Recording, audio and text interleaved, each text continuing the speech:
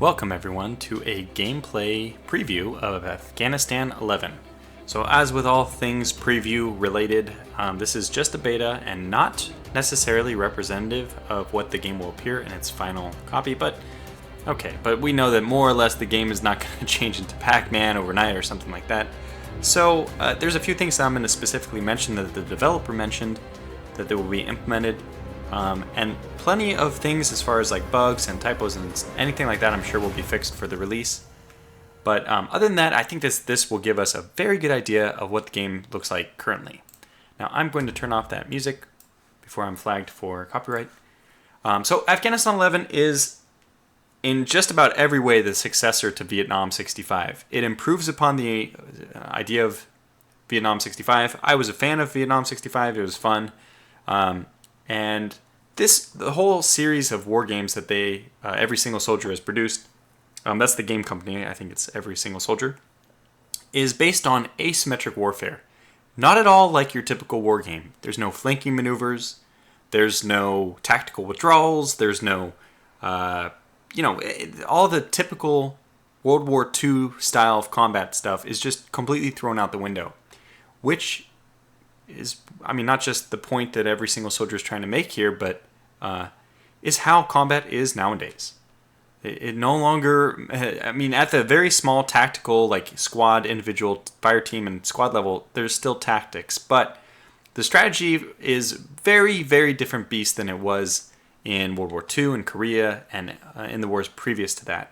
The only example you might be able to fall back on as related is the Revolutionary War. I'm sure there's plenty of other ones, but that's the only one that comes to mind immediately, because a lot of American soldiers I'm talking about the Revolutionary War of the Americans against the British.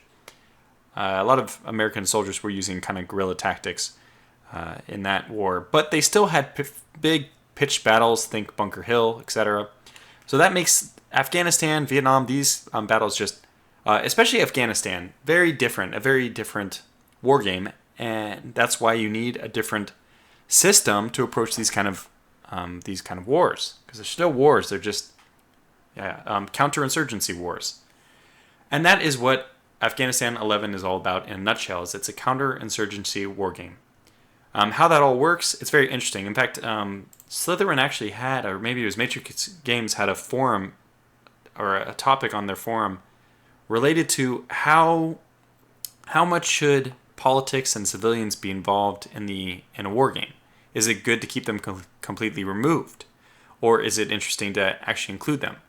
Well, I suspect Every Single Soldier, their development team would say, having the civilians still involved in the battles, especially when they're extremely relevant as they are in the modern times, is important in a war game. So we'll see that moving forward. I'm not going to go through any of the tutorial stuff. I guess I will do the Battle of Lashkagar. I've seen a few previews already out on Battle of Lashkagar. I'd prefer not to focus as much on that one since it's been done. Maybe I will instead do Operation Mountain Thrust, but I like the idea, I like the setup, the map of Battle of Lashkagar better. In fact, Operation Mountain Thrust is a little more tedious because the map is more spread out. It takes longer to win. So we'll just do as everyone else is doing and do the Battle of Lashkagar. Now, they have a nice little event preface. If you're going to get the game yourself and you're not already familiar with Vietnam 65, if you're familiar with Vietnam 65, this game is very similar. You can skip the first tutorial for sure. But all the tutorials do have this nice little historical text you can read. And people starting from the very beginning, the interaction speed and stuff like that is going to be optimized for the release. That's another thing. So we don't have to worry about, you should be able to blow through the tutorials very quickly. If you don't want to stop and smell the roses, if you want to get into the real meat, the real action quicker. Nonetheless, let's just read this and then we'll jump into the actual campaign. An Afghan National Army resupply convoy traveling on Highway 611 near Forward Operating Base Robinson was attacked by insurgents on March 29, 2006. 2 British Harrier aircraft along with 2 American Apaches were dispatched from Kandahar airfield to assist the stranded convoy. 2 hours of fighting ensued, with the militants eventually scattering. But a short distance of travel later, and the convoy was hit by an improvised explosive device, killing 6 soldiers. A quick reaction force, comprising of a Canadian platoon, were deployed in American helicopters to escort the convoy back to base. 4 hours later, with the convoy safely back in the forward operating base located near the town of Lashkagar, the Afghan insurgents resurfaced in the poppy fields in the south, the ruins of a mud house to the north, and in the fields to the west. Oh, in the hills to the west, sorry. The base was attacked with small arms fire, rocket-propelled grenades, and mortars. American Boeing B-52 Stratofortress bombers were used to end the battle, bringing their estimated loss to 30 people. I'm guessing 30 people is 30 insurgents, because it looks like 6 died here. It doesn't say how many died here, so maybe... Yeah, it doesn't look like the counterinsurgency force lost many people. So this is what we'll be working... This is the premise for this campaign mission. Now, our mission is actually not going to really deal with any of this. The only thing we're going to see is that we need to do supply. We need to bring some supply trucks to a forward operating base. And I guess that's kind of the flavor of this campaign mission. But we don't actually have to worry about... the game is going to play out in a completely random fashion for us. Things will not necessarily go down like this second paragraph entails. Good to note that these are the flags we'll be looking for. U.S. Army, obviously this one's known probably. The Afghan Army, maybe less well known. This is the sign for Militia Army, and this is the Taliban one. Okay, so here we are. Let's see. We are given the political liaison Jasor Zahir. We are the people who are for the people. Wow, you can't really argue with that statement. They are pro-American or I would say pro-coalition in a lot of ways, but they do have a slight cost increase for when we move. So these have the option of being either pro-Taliban or pro-American. We have 3 pro-American, but the biggest one I'm looking for is the political points per turn, and we neither have a positive or a negative in this one. Because the political points, the negative one that I absolutely hate playing with is corruption, 300 political point drain per turn. That one can be devastating. So this is kind of a neutral figure. Although it's 3 American flags, handover penalty is really, I've never dealt with it. It's not important. Taliban missions down 15%. This one is big. And defense policy, training time down 1 turn. It's useful, but only once we get going. So for the opening start, the only thing that's really going to affect us actually is probably this political point cost per move. We have a lot of moving to do, and every time we move around, it's going to cost political points. Now this is our 2D strategic map. When we jump into the game itself, just by clicking wherever we want to go to, it's a nice 3D map. It's quite well done. I really like all the animations. There's a lot of attention to detail, which is quite enjoyable. So here we are. Click on our HQ. Note that the Taliban forces always arrive, like supposedly from the Pakistani border, to our east. So if the Taliban come, they'll be entering the map from the east, with only one small exception that if they control a town, the Hearts of Mine has dropped so low in one individual town as to give the Taliban control of it. The Taliban, when they want to do a mission close to that town, can actually spawn from the militia cave. So the way militia spawns work is anywhere in the hills, the mountains, there's caves, which we will never see, but they're like invisible spawn points. And the militia spawn from those to go conduct their missions. So we can kind of triangulate where they're coming from by just looking at where the militia spawn, like where we actually see the militia. And on this main map, hotkeys will come on game release. They aren't there yet, but on this map, we'll actually get updates. Red dots where the militia are, white dots where the Taliban are. So that hasn't happened yet because we haven't encountered any. Intelligence, just like in Vietnam 65, this information is always 100% accurate. We know that there's 5 militia cadres out there. Well, that's a little bit troublesome. It means that when we leave our base, we'll have to be a little bit concerned. I'm going to pull up our... Oh, we don't have... All right, we don't have a minesweeper. I'm going to get a Husky, buy one of those, and just pull them up real quick. Oh, wow. Okay, so... Well, I'm very glad we did that. We destroyed an IED, which was right outside our main base. Definitely the path you take to go anywhere is that hex. And we cleared an IED from there. So I'm going to have him advance just to the limit of our vision. Actually, we probably want him to go 1, 2, 3, 4, 5. We're Oscar Mike. Oh, God, that took 2 points. Okay, I need to explain something about how movements points work because we're about to set up a convoy. And what I've just done is horrible. 1, 2, 3, 4, 5, 6. I actually moved 6. What happens is, I really don't like this mechanic, but it's just the way the game is done, and it's not so bad, you just have to work around it. They don't give you a specific number of movement points. What they give you is action points, and you can divide these among movement or actions as you see fit. Unfortunately, so for a specific action point, it gives you a variable number of movement points along different terrain. I can go 5 with 1 action point on the main road, but I can only go 1 if I'm off-road, and I can probably go 3. I think it's 3, 4, 5, 6. Oh, sorry. So however many this is divided by 3. 1, 2, 3. Wait, sorry. 1, 2, 3, 1, 2, 3, 1, 2, 3. Yeah, so we can only move 3 on the dirt roads, which is what we can construct. We can't construct highway, but we're capable of using it. And the good news is the highway can't be blown up. So 5 on main road, 3 on side road, and I guess we can do MSR, ASR, and then the dirt travel is just 1. Now, unfortunately, if you use a smaller amount of your action point, of your movement points for a single action point, you lose all the rest of your action point. You don't get those back. So I spent 5 to move here, and then I spent 1 to move this last hex that I just moved from right to left in this last little jump. Unfortunately, that cost me a movement of the entire 5 because I didn't get the action point number right.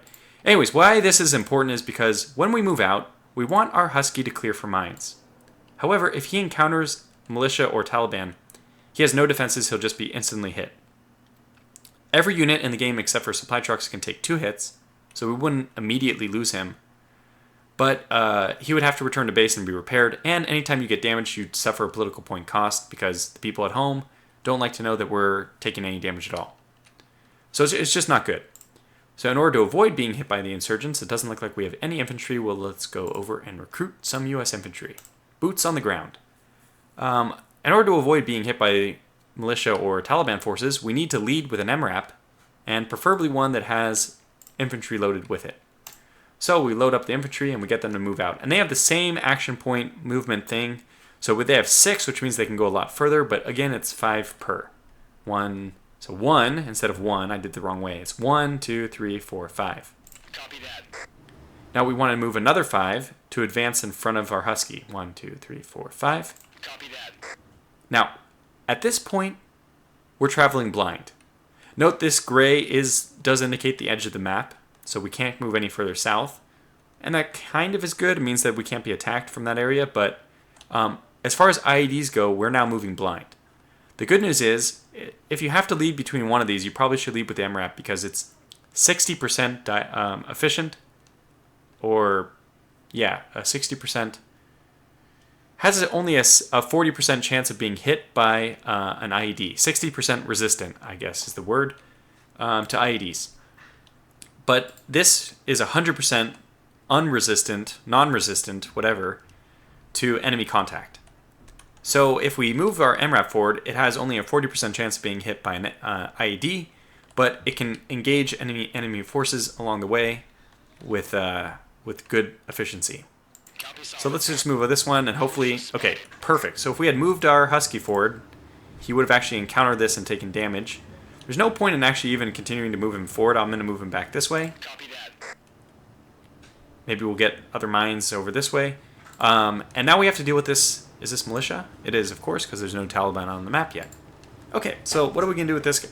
If we just attack him with our MRAPs are pretty combat effective. 63% chance we are successful. However, one better is if we unload. I guess I'll unload him here.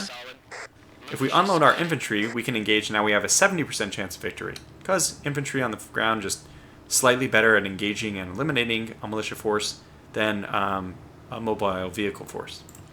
So we will go ahead and do that. 70% chance we succeed. We can fail that, of course, but it's unlikely we will. Now, the good news is we can mount back up and continue on the move. 1, 2, 3, 4, 5. Copy that. Okay. And 1, 2, 3, 4, 5. Moving out. Good. So we made it all that way. We're probably going to get our other MRAP to also move out. And he's going to leapfrog ahead. The little combat we fought delayed this unit a little bit, so we can actually move this one a little bit further forward. You can see all the way over here. Let's go ahead and do that. We know none of this is going to have IEDs because we already went by.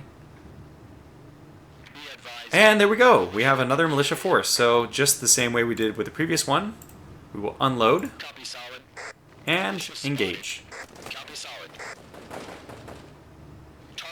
Perfect. So 2 successful engagements. We're off to a great start so far. Now, I should note that even if you've seen this done by somebody else before, every time you load into this campaign, it generates random distribution of militia and IEDs and everything. So at least we'll be dealing with random forces, and that's nice. But ultimately, the thing I'm looking forward most in this game is the skirmish mode. So as you can see, it's nice. It would be nice if you could set up a convoy with Huskies right behind MRAPs and move them in lockstep. But because of the way there's no convoys thing set up, and that's something that the development team has posted with the preview copy they sent, that this will be implemented by release. That's their words. So, and that'll be really nice. Then we could put a Husky behind the MRAP, and the Husky has a range of 2, which is why you would want them in lockstep, because it'll clear in front of the MRAP as the MRAP is moving. The ideal case is if we had 1 action point meant 1 movement hex, or if they had movement points separate from action points. You could move your Buffalo 1, or sorry, your Husky 1, and then it would clear the hex in front of the MRAP. So you'd never have to worry about hitting mines. And even though MRAPs are resistant to IEDs, you get a huge bonus for hearts and minds and for political point by clearing IEDs. Basically, the village is like that you're cleaning up the mines so that their children don't have to step on them. It makes sense. Now we're doing pretty good so far. We're already up to 52 from 50. I expect this value will fluctuate between 48 and 52 throughout the game. You've really started to win a decisive victory when you get to around 55 or higher. Alright, so now we have a Buffalo. This is our construction craft. I'm going to send this one all the way over here. We're just going to have them build a field hospital and a maintenance... What is it called? Maintenance yard extension to our FOB up here, forward operating base. Okay. I'm actually going to get another Husky. And this one is going to go as far as it can to the west. Okay. Now let's also send 1 supply truck with fuel, just in case one of our vehicles starts to run low on fuel. And this is how the convoy, you can imagine how beautiful it'll be when you have a whole convoy actually in a convoy type mode. I bet it's just some kind of GUI will pop up where it asks you which is the lead Vic and put the Vics in line, and then they'll just transport themselves. I think it'll be really nice to see. Great, so now we have a Blackhawk, which we haven't used. Let's get some more boots on the ground, pick those up, and these guys are going to go over and interact with this town. And this is one of the main mechanics for, especially if you're familiar with Vietnam 65, this was the main mechanic for improving hearts and minds, visiting towns. Every time they have this little bonfire. When that's lit, that means that they're receptive to a visit. You can't just spam walking in and out, because every time it's not lit, you won't gain anything from entering. Now, if you just left click, like unload the troops here, the Blackhawk is going to take that weird roundabout right through the heart of the mountains. I want to avoid that. I've already kind of cleared this area, so what I'm going to do is kind of follow the hexes this way, and it looks like this is a much safer way of going. So I hope that's right. Let me just move here. Copy that. Because this is kind of cleared area. I at least know the south side is clear. And now we can get over there. Good. So let's actually just drop this. I guess we'll move him like this. And we'll drop him right outside the town. Okay. Drop him right here. Affirmative. We'll get our... Oh, whoops. I'll get our infantry to move in. I didn't mean to click him, but that's fine. Copy that. New intel received. Okay, we have located intelligence on an IED far to the east. Very good. Let's move back. There's no, I'm using arrow keys to scroll. I think there'll be better scrolling options soon, but that'll be improved. That's another thing in the development thing is the camera will be improved for release. It's not even so bad as it is. Now let's pick up our unit. Let's see, we have an action point left, and this is only going to get us 2 more spaces. So what we'll do is we'll move, well actually let's do an IED sweep here. Searching for IEDs. Up, came up bingo. That's fine. No IDs in the area, but that's well, it's a good sign, right? So we'll pick this one up, and we can only move 1 more square, which will move over to the west. What I plan on doing is actually getting this guy to help to deploy here, and scan for IDs so I can take this patch of 5. Because even though we have this 1 Husky trailing, on the next turn he's only going to be able to get to here, which is really not that far at all. That's as far as he'll be able to get. It's clearing mine, so he'll only clear like 3 hexes for us, which is not that much. So we'll be flying blind for quite a bit of it. Alright, now we still have 8,700 political points. Is there anything else we want to get? Yes. Let's get special forces. Our special forces are able of training up a lot of the Afghanistan military army, so the AMA. AMA, is it Afghanistan Military Army? Or that doesn't make sense. Afghanistan Militia Army? Move-in Army? I don't know what the M stands for, but the Afghanistan Army, the AMA, oh, it's Afghanistan National Army, ANA, November, not Mike. Anyway, you can train up their forces using your special forces. So in this sense, these guys are more like Green Berets than Navy SEALs. I'm going to start by recruiting an ASV. I don't know what this stands for, like attack something vehicle, or armored scout vehicle, maybe. Probably the latter. I don't know this term though, because I don't know if there's any American military units that have this ASV abbreviation. So I'm going to just grab an ASV, whatever that is. Thank you to the commenters. I'm sure are already pounding away on their keyboards, letting me know what it is. So thank you. I appreciate it. I want to know. But you'll be my Google search for me. Now, I've gotten these guys training, but we still have 8,200. Let's try to get a jump on something else. Let's get more special forces and a Chinook. Chinook's more expensive, but they have a lot more capability in terms of transport. They can transport many other things. And on top of that, they have a much further distance they can travel. And one thing I haven't covered yet is the amount of fuel you have. Everyone starts with their max fuel in the HQ. So 5, 5. We can see this one has 4. But the Chinook, load the special forces, has 6. So it can be gone for quite a while. And we're going to use this to just continue to scout ahead. Let's see. 1, 2, 3. Let's move right over here. Special forces are good because you see infantry only has a radius of 1 for vision, but these have a radius of 5. Which gave us better vision, but we didn't actually scout anything yet. Okay, well, one thing I should be concerned about is, are there any forces around the FOB? Whoops.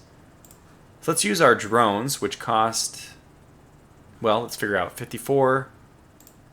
I guess they cost 200. And we put a drone in the air. Now, you can't actually see it because this is a funny little, I don't know if it's a bug or just funny. You can't see it because it's technically in the base right now.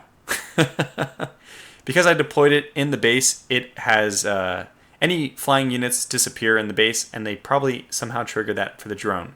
Normally, if I click this anywhere else, the drone would be circulating on the map. We'd see it all the time. But just that funny little thing that when you land, you can actually land helicopters in your FOB. It treats this drone as a helicopter, and it landed it as soon as I click away. Anyways, that's circling. That's what gives us this vision radius. We didn't detect any other militia. How many more do we have? Still 3 out there. We had 1 here, and what was the other militia? It was right here. Right. So let's load back up. We have another 6 points of movement we can do. Let's just continue to push forward. Unload him right here. Affirmative. Now you can see that minus 36 is every time you move even. Ah, and look what we found. Some militia. Now, oh my god. Not just some, 2. Well, this is interesting. Now, if I wanted to attack with my special forces, again, we're treating these more as Green Berets than as Navy SEALs. They actually don't have very good combat stats against even militia, only a 50-50 chance they succeed. However, there's other options available. Sniping is usually just to force them to scatter, but although they will scatter, the militia cadre will disband from sniper fire. But the chances of actually inflicting a kill is low. The good news is it's our snipers at that point are impervious to return fire, so we don't suffer any chance of being hit. The other option we have is this A-10 Warthog Strike, and I don't know why. It's 73%. The funny thing is I don't know why an F-16 Strike is presumed to be more effective at killing them than an A-10. I'm not sure I agree, but what we're going to do is use our A-10 Strike for this militia unit. We're basically scouting for them, lasing them, and that was unsuccessful. It did not give us points. They disbanded. So we might as well have used the sniper fire there, unfortunately. Now that we've used up the A-10, we can only use that once per turn, no matter how many special forces we have. So we're going to call our F-16 airstrike on the other militia. Good God! My luck is really bad in these games. I actually was just recording a test preview, and I had a 71% chance and then a 72% chance of success on 2 consecutive things, and I failed both of them. And that was almost exactly what just happened. Actually, it was 72 and 77.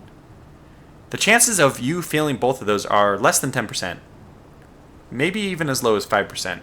So now I've had 2 5% events happen to me in the same day. But that's okay. We're no worse the wear for it. We're just no better off. Which we should have been better off. I guess we are worse for wear in the fact that the F-16 strike cost 300 political points, which is it's not that much, but we would have gotten that back and then some. And in addition, we would have gotten hearts and minds of the people if we were actually successful in eliminating the militia, not just disbanding them. So how that game mechanic works is they aren't on the map anymore. There's only one remaining, but they've dispersed, but they will reform. That's the idea. So the people aren't any happier towards us. We didn't kill them.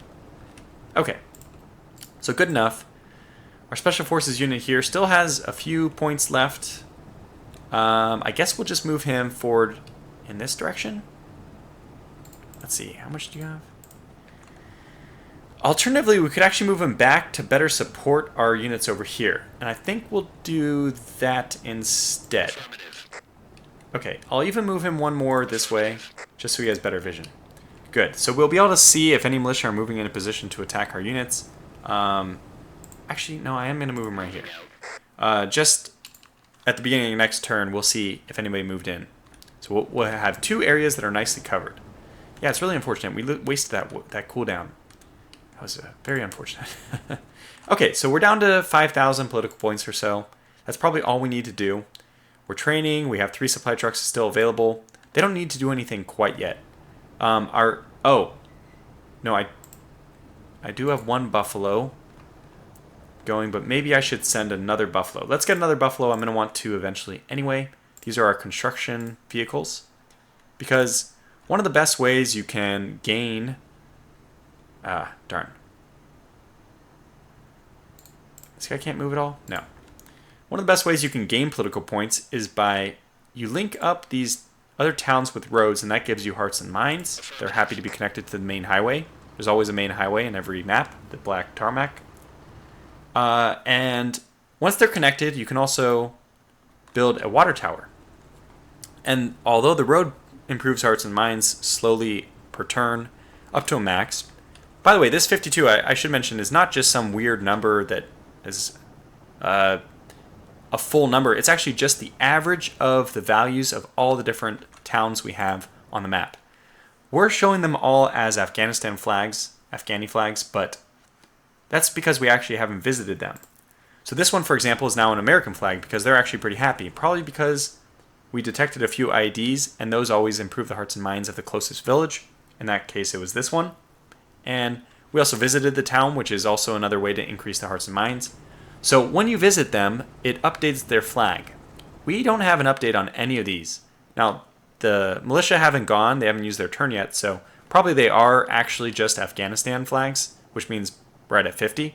But that means that the average of all these together is 52, which means this one's probably 60. 60 and then all the rest 50 if there's 5. 1, 2, 3, 4, 5, 6. There's 6. Well, I don't know where that 52 number is obviously probably rounded as well, since 6 units together is not going to round evenly to 51 or 52 very easily. So it's probably rounded. Maybe it's like 51.6 or something like that. I don't know. Anyway, it's not important. Just this 52 is a round, is an average of all the different village numbers. Good, so I think we're in a good position here to just end our first turn. And that was, if we had actually captured movement in our vision range, we would have gotten a notification saying, yeah, we would have actually tracked their movement on the map. We would have actually seen them moving.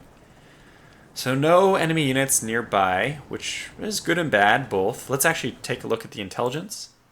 Okay, so they're up from 1 to 3. Man, that was such a bummer we didn't get any of those earlier ones destroyed, but that's still fine. Now, the 52 we saw, the Hearts and Minds, that's all tracked under Civil Affairs. So 1.7 from 2 successful conflicts, I guess, and 0.2 from Mines, and 0.2 from Village Visits. All these things added up to change the Hearts and Minds of the Afghani people.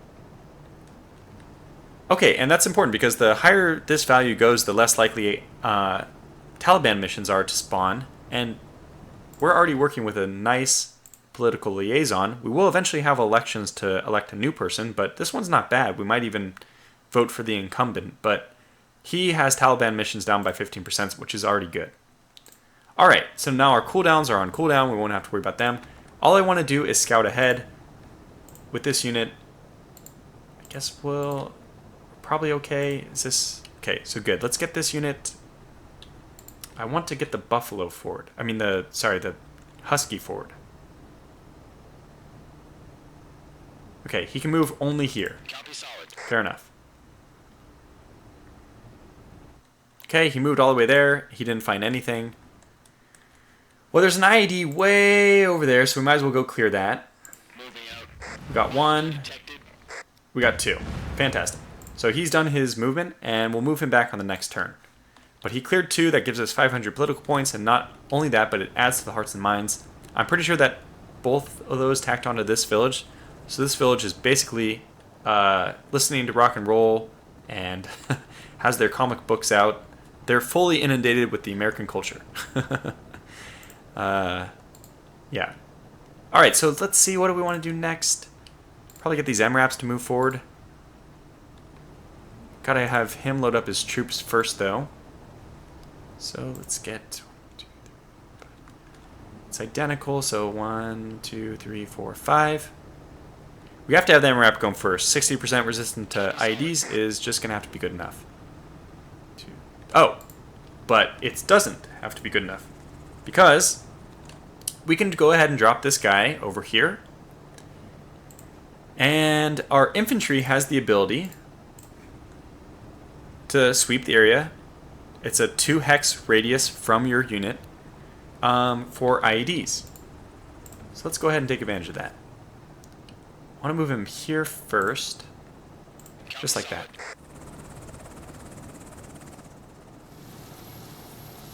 Okay. So sweep for IEDs here. Searching for IEDs. And wow, we got 1, and that +1 we see is the Hearts and Minds. So let's continue to look by just picking him up and moving him to a different location. Let's grab, let's see, 1. We want this one, so 1, 2. We need him right there.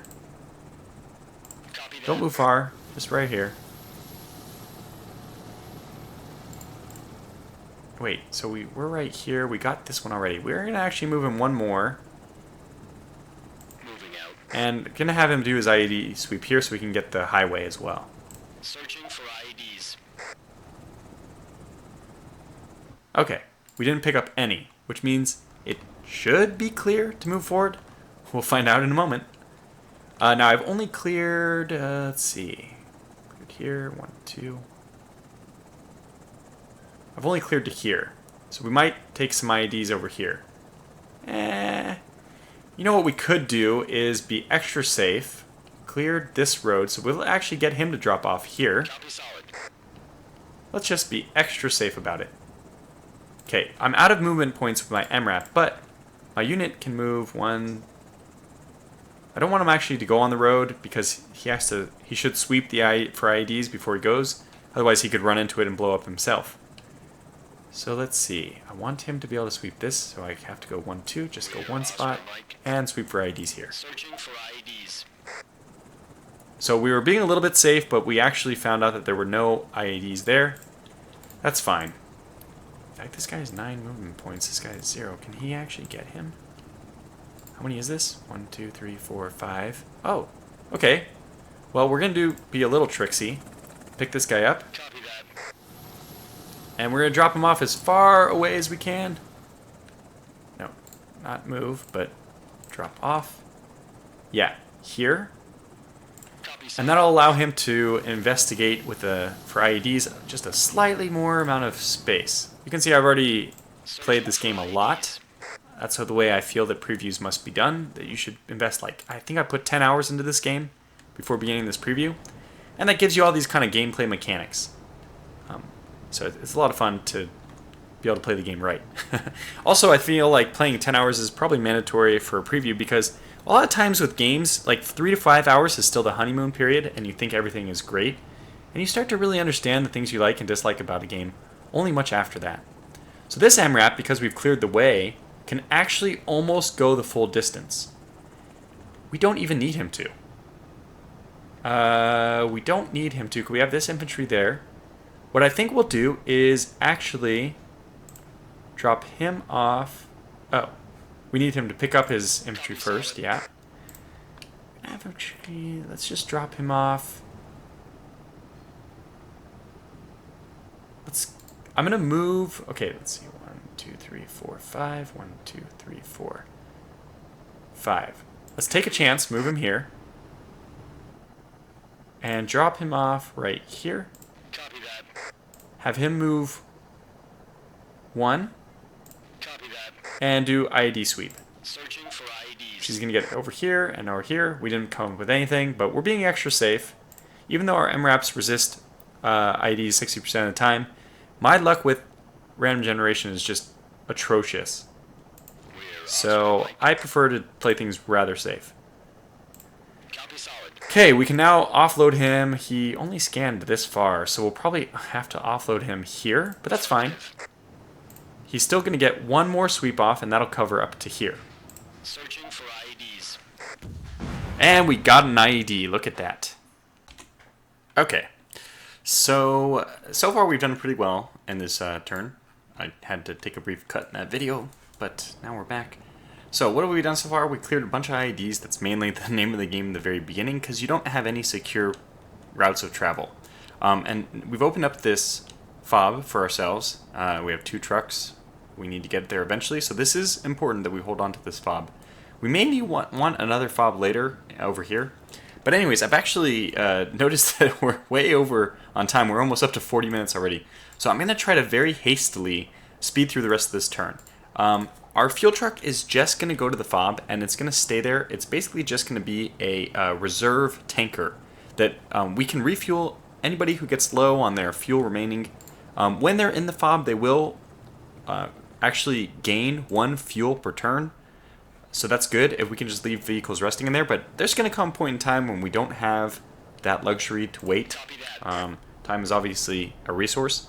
So we'll have to use that tanker which we moved over there to resupply somebody. Now, I think I talked a little bit about water towers and building roads. That's what we want to do over here. We actually want to build roads over when the bases are connected to the highway, that's just the hearts and minds, but then the water towers is actually how we're going to get political points, and that's very important. Unfortunately, this one is really far removed, so I might just build a road there for now. Nonetheless, it's going to help us get over there, so we will start doing it. Now, obviously, this is a mixed benefit. A double-edged sword is probably a better expression. Not only do we get the road to get there faster, but the terrorists get the road to farm for IEDs or to mine for IEDs. Now our other Buffalo is going to move just down the road towards the FOB because we want to do the construction there that I already talked about, the maintenance bay, maintenance dock. What was it called? God, I cannot remember this for the life of me. Yeah, maintenance yard. Okay, fine. And then we also want to do the field hospital. Okay, so if there's anybody else, we can always use this to see. We'll leave those trucks in there for now. Oh, we do have our Special Forces unit, which we can pick up and will, and move around. So let's do this before we call this turn and this episode to a close. And then I'll come back in the next episode. We'll be doing things a lot faster, like we're already starting to do here, but let's move him over here. I have no idea what's over there, but it'll be a nice field of view. Okay, nothing there, so we'll pick him up and keep moving. Let's actually move him over here a little bit more. Wait, pick him up. Oh my god, that's annoying that we can't pick him up on the same time. But that's fine. So we have 14 points. Let's go drop him over here maybe. That'll give us a good field of view of this upcoming town that we want our new infantry to eventually move towards. Okay. So far, nothing. We'll get one last attempt a little bit further to the north. Because we don't have our airstrike anymore, but our special forces themselves can move quite a few hexes. They have a good range.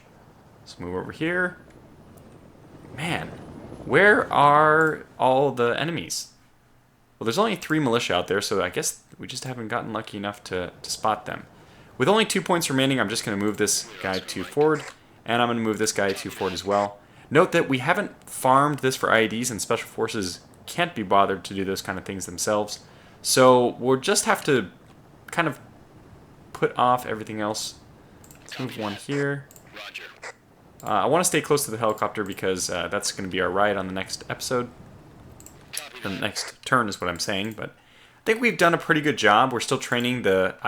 by the way, have looked up off camera. That's armored scout vehicle or armored security vehicle. God, I can't even remember after I looked it up. So I'm going to put this call of this video to a close here. It's been a little bit over on the time I expected, 40-something minutes, but that's fine. I hope it's been a good first look at a lot of the game mechanics involved. And I would say that if you're more interested in how the game flows very quickly, that'll be on my next episode, which is upcoming very soon. I'll try to release this, hopefully within 24 hours of each other. All right, we actually need to end the turn, so I forgot to do that. Let's just do that real fast. There it is, and we're done. Now I can say farewell again. Also, one other thing, since this is the first video, it's also a preview. I kind of would like this to get a little bit of traffic on YouTube. It would be very helpful for me, and I'd be very grateful if you wouldn't mind pressing the like button or giving me a thumbs up, that whole jazz. If not, totally okay. But thanks for watching, and I will catch you for episode 2 soon.